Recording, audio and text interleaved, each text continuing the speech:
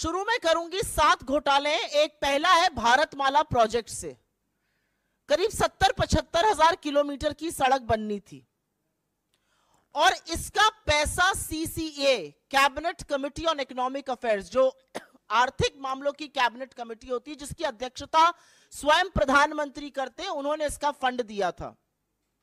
और फंड ही नहीं दिया था, वो इसमें पैसा खर्चा कैसे होता है उसकी निगरानी भी करते हैं। इसमें जो भी टोटल, और इसके हम आपको प्रेस रिलीज में सारे फिगर्स दे रहे हैं, इसमें 15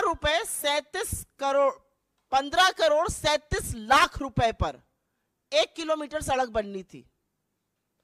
इन लोगों ने बढ़ाकर 32 करोड़ 17 लाख कर दिया, दुगने से भी ज्यादा। और ये पीएम की निगरानी में सीसीए की नाक के नीचे भारत सरकार के आंखों के सामने हो रहा था। सिर्फ पैसा ही नहीं दोगुना किया गया, इसमें और भी बड़ी धांधलियां सामने आई हैं। इसमें पता चला है कि फर्जी दस्तावेजों के आधार पर बिडर्स का चयन हो गया, बिडिंग प्रक्रिया में बड़ा फर्जीवाड़ा सामने आया है, विस्तृत परियोजना रिपोर्ट पर काम भी नहीं हुआ, एस्क्रो अकाउंट से करीब 3,500 करोड़ रुपए का हेरफेर हुआ। और सबसे बड़ी बात यह है कि इसके किसी भी जब रोड बनता है तो एक सेफ्टी कंसल्टेंट रखा जाता है कि आपके और हमारे जैसे लोग जो इस देश के नागरिक हैं जब सड़क पे चलें तो सुरक्षित रहें। सरकार ने यह भी जरूरी नहीं समझा। भारतमाला के कितने ही हिस्सों में एक भी सेफ्टी कंसल्टेंट नहीं है। तो अगर आप भारतमाला की किसी सड़क पर चल रहे हैं करीब 70,000 किलोमीटर की, तो अपनी जान की, अपने माल की, अपने खुद के रखवाले आप हैं, सरकार की जिम्मेदारी नहीं, क्योंकि उनके पास सेफ्टी कंसल्टेंट रखने का टाइम ही नहीं था। तो भारतमाला में दुगनी करी लागत और हर तरह के फर्जीवाड़ा करके भगवान जाने किसको किसको ये टेंडर दिए गए, जिन्होंने सेफ्टी कंसल्टेंट्स तक नहीं रखे, एस्क्रो अकाउंट से हेराफेरी हुई। फिर यही द्वारका एक्सप्रेसवे, द्वारका एक्सप्रेसवे में स्वीकृत लागत जो थी वो करीब 18 करोड़ प्रति किलोमीटर थी। सरकार का कहना है बहुत बढ़िया बना है द्वारका एक्सप्रेसवे, अच्छी बात है, बनना अच्छा भी चाहिए। उसकी कीमत 250 करोड़ प्रति किलोमीटर हो गई। कहां 18 करोड़ प्रति किलोमीटर स्वीकृत और कहां 250 करोड़ प्रति किलोमीटर। और आप ये सोचिए कि 2 किलोमीटर बनाने में 500 करोड़ खर्चा हो गए और उस 500 करोड़ में मंगलयान पहुंच गया। यह सरकार की असलियत है। मंत्रालय ने एक एक्सप्लेनेशन इशू किया, वो सवाल और उजागर करता है। क्या बन गया भाई ऐसा?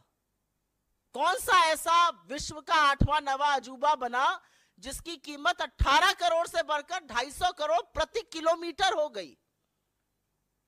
अब ऐसा हाईवे बना होगा जिसमें आप चेहरा देख सकते होंगे, अन्यथा तो इतना कीमत बढ़ना बड़ा मुश्किल का काम है। महंगाई की वजह से इतनी कीमत बढ़ नहीं सकती है क्योंकि एस्केलेशन कॉस्ट उसमें होती है। तो ये कमीशन खोरी है, किसने पैसा खाया इसमें? तीसरी, टोल में लूट। आप सब लोग तो खूब टोल देते होंगे आते जाते वक्त। अगर दिल्ली से मुंबई आज जाना हो तो 6,000 रुपए का तो आप टोल ही दे दीजिएगा सड़कों पर। और मजाक नहीं कर रही हूं, जाकर देखिएगा 6,000 रुपए का टोल दिल्ली से मुंबई अगर आपको दूरी नापनी है सड़क से। एनएचएआई का रूल है कि अगर टोल के पास या टोल वाली जो सड़क है उस पर कंस्ट्रक्शन होता है तो टोल की कॉस्ट 75% कम होगी। ऐसा नहीं किया गया। मात्र 5 टोल बूथों का, मात्र 5 टोल प्लाजा का सीएजी ने एक रैंडम ऑडिट किया और उसमें पता चला कि करीब करीब 132 करोड़ रुपए अवैध वसूल लिए गए लोगों से। ये मात्र 5 टोल प्लाजाओं की बात कर रही हूं। अगर पूरे देश के टोल प्लाजाओं का ऑडिट हो जाए तो सोचिएगा कितना लाखों करोड़ों का गबन हुआ है। और सड़क पे कौन चल रहा है? सड़क पे धन्ना सेठ चल रहे हैं या आप जैसे और हमारे जैसे मध्यम वर्ग, निम्न मध्यम वर्ग, गरीब लोग चल रहे हैं बसों से, गाड़ियों से, और वो सारा कॉस्ट निकालता है। तो 132 करोड़ तो टोल में लूटे। और एक और ऑडिट में पता चला है कि करीब 135 करोड़ एनएचएआई ने राजस्व का नुकसान किया। एक कंसेशन अग्रीमेंट होता है वो कर करके। आयुष्मान भारत, पूरे वक्त लोकसभा में यही सुनाई दे रहा था, हर जगह प्रधानमंत्री इसकी बात करते हैं। ये तो घोटालों का योजना निकली। आयुष्मान भारत में 7.5 करोड़ लोगों का, 7.5 लाख लोगों का, सॉरी, एक नंबर से रजिस्ट्रेशन हुआ है। आप किसी भी आधार सेंटर जाइए, किसी भी आयुष्मान सेंटर जाइए, वो सबसे पहले आपसे आपका फोन नंबर पूछते हैं। एक नंबर से 7.5 लाख लोगों का रजिस्ट्रेशन। और यही नहीं, आयुष्मान भारत के तहत 88,760, मोटा मोटा 88,000 मान लीजिए, उन रोगियों का भुगतान हुआ है जिनकी मृत्यु हो चुकी थी। मृत लोगों का इलाज दिखाकर क्लेम क्या भुगतान हुआ है। अब ये किसके पास गया है ये नहीं पता, लेकिन लाभार्थी के खाते में तो ये बिल्कुल नहीं गया है। 88,000 मृत लोगों के फ्रेश इलाज का क्लेम दिखाकर उस पर धांधली हुई है। और जैसा कि मैंने आपको बताया, 7.5 लाख लाभार्थी एक नंबर से जुड़े हैं। इनफैक्ट अगर आगे डेटा देखिए तो करीब करीब 1,24,00,000 जो हैं वो मात्र कुछ फोन नंबर से जुड़े हुए हैं। भगवान की बात ना हो ऐसा कैसे हो सकता है? और वो राम जो सबके आराध्य है। अयोध्या में एक भव्य राम मंदिर बन रहा है। जमीन में जितनी दलाली भारतीय जनता पार्टी के नेता, एसडीएम, कानूनगो सब मिलकर कर सकते थे, बड़े बड़े नेता, ट्रस्ट के लोग, वो तो खूब हुई, वो आप लोगों ने देखा। और सरकार की बेशर्मी कह लीजिए या थेथराई कह लीजिए, एक शब्द उस पर बोला नहीं गया। अब पता चल रहा है कि अयोध्या डेवलपमेंट प्रोजेक्ट में भी खूब धांधली हो रही है। और धांधली ऐसी वैसी नहीं हो रही है। पैसा जो जनता का है वो जा रहा है ठेकेदारों के गल्ले में, अनुचित लाभ पहुंचाया जा रहा है। ऐसे ऐसे ठेकेदारों को जीएसटी का भुगतान हो रहा है जिनका रजिस्ट्रेशन कैंसिल हो चुका है। सिंचाई विभाग ने तो ऐसे लोगों को ठेका दे दिया जो अयोग्य थे।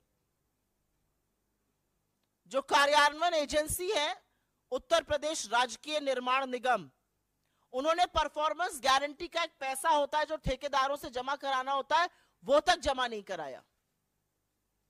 तो ये तो भगवान के नाम पर लूट मची हुई। पहले जमीन की धांधली में सस्ते में जमीन लेकर महंगे महंगे दामों में ट्रस्ट को बेचकर खूब पैसा कमाया इन तथाकथित राम भक्तों ने। हमारे आराध्य को, हमारे ईश्वर को भी नहीं छोड़ा। और अब उसी अयोध्या डेवलपमेंट प्रोजेक्ट में बड़ा घोटाला सामने आ रहा है कि करीब करीब 20 करोड़ रुपए तो ऐसे ठेकेदारों के गल्ले में गए जो अयोग्य थे। रजिस्ट्रेशन कैंसिल, जीएसटी का भुगतान आ रहा है। ग्रामीण विकास मंत्रालय, रूरल डेवलपमेंट मिनिस्ट्री, ये छठा घोटाला सामने आया है। क्या कहता है ये घोटाला? इसमें पेंशन का एक प्रयोजन होता है। वो पेंशन किसको जाती है? वो पेंशन जाती है वृद्धा पेंशन, विधवा पेंशन और विकलांग पेंशन। हर गांव में अगर आप आज की तारीख में चले जाइए तो आपको 10 लोग ऐसे मिल जाएंगे, वृद्धा, विकलांग, वृद्ध मिलाकर, जो कहेंगे हमारी पेंशन नहीं आ रही है। किसी भी जगह चले जाइए, वो कहेंगे हमारी पेंशन नहीं आ रही है। फिर हम उनको दिलासा देते हैं कि हम कुछ करते हैं, फिर हम डीएम को चिट्ठी लिखते हैं, फिर डीएम कहता है कि नहीं ऐसा आवंटित फंड कम हो गया है, क्या किया जाए। ऐसा तमाम जगह होता है, एटलीस्ट जहां जहां मैं जाती हूं वहां जरूर होता है। अब पता चल रहा है ऐसा क्यों हो रहा है? क्योंकि जो वृद्धा पेंशन, विकलांग पेंशन, विधवा पेंशन का पैसा है वो सरकार दूसरी योजनाओं के प्रचार प्रसार में खर्च कर रही है। सीएजी की रिपोर्ट से यह सामने आया है कि सरकार ने इस पैसे से होर्डिंग लगवाए ग्राम समृद्धि स्वच्छ भारत पखवाड़ा के 19 राज्यों के हर जिले में। जो पैसा एक विधवा के खाते में जाना चाहिए था, जो एक विकलांग के खाते में जाना चाहिए था, जो एक वृद्ध के खाते में जाना चाहिए था, उससे 19 राज्यों के हर जिले में होर्डिंग लगाए गए स्वच्छ भारत पखवाड़ा के। और अंत में एचएएल को भी घसीटा है सीएजी ने। विमान इंजन की डिजाइन प्रोडक्शन की खामियों का गंभीर आरोप लगा है, जिससे करीब राजस्व को 154 करोड़ रुपए का नुकसान हुआ है।